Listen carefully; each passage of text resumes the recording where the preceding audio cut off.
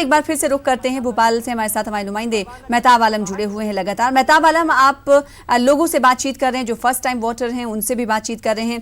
पहली बार जो वोट करने जा रहे हैं उन वोटर के जहन में क्या कुछ सवाल उभर रहा है और क्या कुछ मुद्दे हैं जो वो सुलझाना चाहते हैं, एजुकेशन को लेकर या फिर सेहत को लेकर या फिर अपनी सिक्योरिटी को लेकर?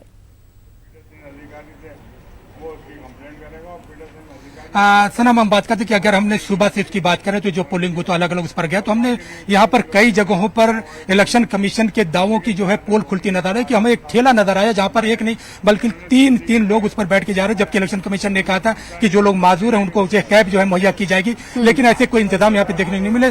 जो है यहाँ पे सीताबाई जो हमें मिली 105 साल की, उन्होंने वोट डाला। और इसी तरह जो पहली बार वोट जो है वोट दे रहे हैं, जिनको यूथ को जिनको मौका मिला है, उनके लिए खुशी का मौका है कि वो अपनी पसंद के लीडर जो है चुन रहे हैं। और जाहिर सी बात है जो यूथ के लिए खास मौका होता है, और लेकिन वो उनको इस बात की तकलीफ है, ये अफसोस है कि पॉलिटिकल पार्टीज के एजेंडे में जो है पूरे मध्य प्रदेश की बात करें, जहां पर बात जो है डेवलपमेंट शुरू हुई थी, उस डेवलपमेंट के शोर में जो है कहीं पर जो है सॉफ्ट हिंदुत्व और हार्ड हिंदुत्व के शोर में वो तमाम मुद्दे उड़ गए। न तो हमें डेवलपमेंट दिखाई दिया, न यूथ के रोजगार की बात हुई, न एजुकेशनल अवेयरनेस की, न एजुकेशनल डेवलपमेंट की, या न ओवरऑल इंफ्रास्ट्रक्चर की बात करें, वो सब कहीं भी नजर आई। यही नहीं, अगर भोपाल की बात करते तो भोपाल जो 1984 में जहां पर गैस हादसा पेश आया था, जहां पर एक रात में सुप्रीम कोर्ट की रिपोर्ट के मुताबिक 15,374 लोगों की मौत हुई थी और 5,74,000 लोग इंजर्ड हुए थे। वो पूरे शोर में वो जो है गैस मुतासरीन जो है उनका भी दर्द कहीं पर नजर नहीं आया।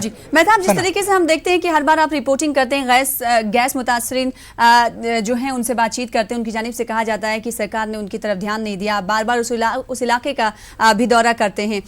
ऐसे में 1984 से लेकर अब तक क्या उस इलाके की तस्वीर बदल पाई है? जो वादे और दावे किए गए थे वो किसी हद तक, थोड़े ही सही, कुछ पूरे हो पाए?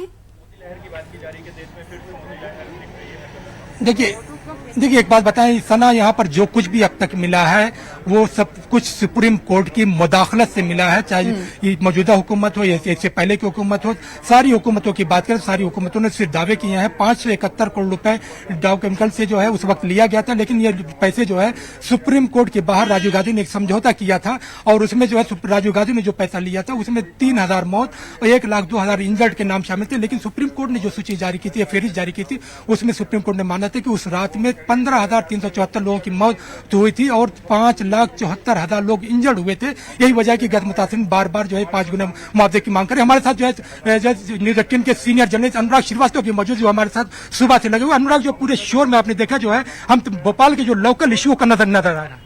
बिल्कुल, देखिए इस बार उम्मीद ये की जा रही थी कि भोपाल लोकसभा सीट पर जो आम मुद्दे हैं उसकी गूंज सुनाई देगी, लेकिन जिस तरीके से भोपाल सीट पर सबसे पहले दिग्विजय सिंह के नाम का ऐलान कांग्रेस पार्टी ने किया, तो उसके मुकाबले में बीजेपी ने भी साध्वी प्रज्ञा सिंह ठाकुर को उतारकर एक बड़ी चुनौती दिग्विजय सिंह के सामने खड़ा करने की कोशिश की। तो यदि भोपाल सीट की हम यदि बात करें तो बीजेपी इस बार भगवा के सहारे, क्योंकि लगातार साध्वी प्रज्ञा सिंह ठाकुर इस तरीके के विवादित बयान दे चुकी हैं, चाहे वो शहीद हेमंत करकरे का मामला हो या बाबरी मस्जिद ढांचा गिराने का मामला हो। हालांकि चुनाव आयोग ने उनके ऊपर सख्ती भी की, एक मामले पर उनके खिलाफ FIR दर्ज की गई, तो 72 घंटे का चुनाव प्रचार का बैन भी लगाया गया। लेकिन जिस तरीके की तस्वीरें भोपाल में दिखाई नहीं, क्योंकि चुनाव प्रचार के दौरान बयानों के सर्जिकल स्ट्राइक सबसे ज्यादा भोपाल सीट पर नजर आए। इसके अलावा साधु संतों की भी एक बड़ी फौज यहाँ पर उतरती हुई नजर आई। साधु संतों के साथ बात करें, आपने जो है मध्य प्रदेश के अलग अलग जिलों में गए, आपने छिंदवाड़ा भी कवर किया, दूसरे शहरों को कवर किया। आज जो सीटों पर इलेक्शन हो रहा है, मैं देख रहा है कि मुरैना की बात करें, भिंड की बात करें, चंबल सीट की बात करें, 64 असेंबली है। ओवरऑल बात करें क्योंकि पिछले जो है जो इलेक्शन हुए हैं उसमें बीजेपी बार बार कह रही है कि कमलनाथ जो है एक्सीडेंटल जो है चीफ मिनिस्टर है, उसको नहीं मिला। तो क्या लगता है कि इस बार कुछ सीन बदला हुआ नजर आएगा, वोटर का रुझान कुछ बदला हुआ नजर आएगा? बिल्कुल, देखिए इस बार जो 8 लोकसभा सीट पर मध्य प्रदेश की आज जो चुनाव हो रहा है उनमें से 1 सीट कांग्रेस के कब्जे में, बल्कि 7 सीटों पर बीजेपी का कब्जा था। तो ऐसे में कांग्रेस के लिए एक बड़ी चुनौती थी कि किस तरीके से बीजेपी के कब्जे वाली सीटों को अपने कब्जे में किया जाए। जिस तरीके से प्रदेश का सियासी माहौल बदला है, 2018 के चुनाव में 114 सीटें हासिल करके कांग्रेस ने सत्ता हासिल की और अब जो है कमलनाथ सरकार अपने जो शुरुआती कामकाज का जो ब्यौरा पेश कर रही है उसी के सहारे इस बार चुनाव मैदान में। तो कांग्रेस को इस बार उम्मीद है कि जो आज जो 8 लोकसभा सीटों पर चुनाव हो रहा है उनमें से ज्यादातर सीटें कांग्रेस के कब्जे में जाएंगी। हालांकि मुकाबला लगभग सभी सीटों पर बेहद दिलचस्प है, क्योंकि गुना शिवपुरी यदि लोकसभा सीट की बात कर दें तो वहां पर सिंधिया खुद खड़े हैं, तो वहां से ज्योतिरादित्य सिंधिया का पलड़ा जरूर भारी है। लेकिन बाकी तमाम सीटों की बात करें तो ने विदिशा सीट से काफी दूरी उन्होंने बनाकर रखी और इस बार उन्होंने ऐलान कर दिया था कि वो चुनाव नहीं लड़ेंगी। तो यही कारण है कि वो चुनाव प्रचार के दौरान भी नजर नहीं आई। नामांकन के दौरान वो रमाकांत भार्गव के जरूर विदिशा सीट पर पहुंची थी, लेकिन उसके अलावा वो चुनाव प्रचार के दौरान वहां से नदारद दिखी। लेकिन शिवराज सिंह चौहान से लेकर तमाम जो बीजेपी के बड़े नेता हैं, वहां उन्होंने विदिशा सीट पर बीजेपी को जिताने के लिए मोर्चा जरूर संभाल रखा है। यहाँ पे जो है ना कुछ और लोग हमारे साथ मौजूद है। यहाँ पे जो है मुमताज कव्वाल, हाजी मुकर्रम वारसी भी जो वोट डालने के लिए आए हैं, इस वक्त हमारे साथ मौजूद है। मुकर्रम साहब, एक खास मौका है अपनी पसंद की लीडर चुनने का, सरकार चुनने का, कैसा लग रहा है वोट डाल? जी बहुत अच्छा लग रहा है और वोटिंग भी अच्छे तरीके से हो रही है। रोजे को देखते हुए भी सब लोग इस वक्त जागरूक हैं। रोजे को देख किस तरह की सरकार चुनना चाहते हैं? बस जो पीसफुल हो, जो सबके हित में बात करे, जो पीसफुल सरकार हो, जो सबके लिए सोचे, उसी को वोट डालने का सोच है। जी मतलब सबको जो है साथ लेकर चले। और यकीनी तौर पर जब हम बात करते हैं कि सबको साथ लेकर जो हिंदुस्तान की बात करें और मुश्तरका तहजीब की बात करें, तो आप एक बड़े कव्वाल हैं जो हिंदुस्तान दुनिया भर के उसमें पेश करते हैं। चंद लाइनें जो इसके हवाले से सुनना चाहेंगे, क्योंकि फैसला कीजिए। जी मेरा खुद का ही शेर है, मैं अर्ज कर दूं आप सबकी खिदमत में कि आने की थी जिस देश में ख्वाहिश हुसैन को, आने की थी जिस देश में ख्वाहिश हुसैन को, उस हिंद की धरती पे है घर बार हमारा। क्या बात है। जी उस हिंद की धरती में जमहूरियत का जश्न मनाया जा रहा है। सना, आपने देखा कि अलग अलग लोगों से जो हमने बात की, तमाम लोग ये चाहते हैं कि ऐसी सरकार आए जो मुल्क को तरक्की की राह पर ले जा सके और यूथ को जो है मौका मिले, जो रोजगार के जो है मौके उनको फराहम हो सके, और जो ओवरऑल डेवलपमेंट की बात करें तो इसका भी जो है एक नजरिया बदलना चाहिए।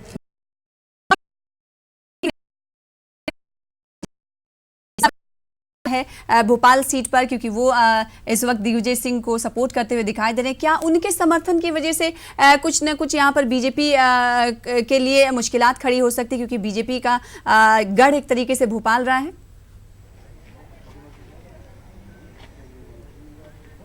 ये देखिए सना, हम आपको बताएं, इस आपका जो सवाल है इसके लिए हमें पिछले 30 साल के मंजरनामे पर नजर डालनी होगी, क्योंकि 1984 में भोपाल में गैस जो है निकली थी, लेकिन ये गैस जो निकलने का मामला है वो जो है 1984 की इलेक्शन से 1 महीने पहले निकला था। लेकिन यहाँ के लोगों ने जो उस वक्त नाराजगी थी, क्योंकि मरकज में और सूबे में हुकूमत जो है कांग्रेस की थी, और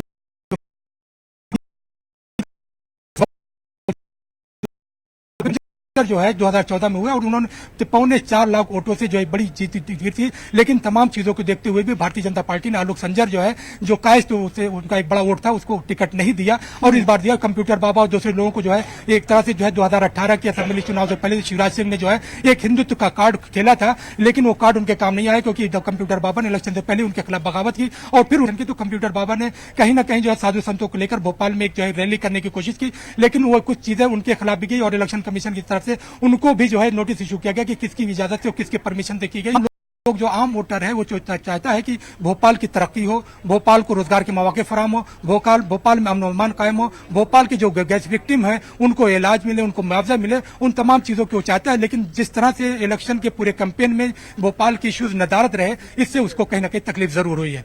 जी बेहद शुक्रिया हमारे साथ मेहताब आलम जुड़ने के लिए और अपडेट फराहम करने के लिए, तफसील से बातचीत करने के लिए। तो वोटिंग परसेंटेज भी बताइए, साथ ही साथ सियासी मंजरनामा क्या कुछ भोपाल से निकलता हुआ दिखाई दे रहा है, बनता हुआ दिखाई दे रहा है, वो भी बताया। बेहद शुक्रिया मेहताब हमारे साथ जुड़ने के लिए। हमारे साथ खास मेहमान भी जुड़े हुए हैं। अजय वर्मा साहब, आपके पास आना चाहेंगे, जिस तरीके से 2014 की अगर बात करें तो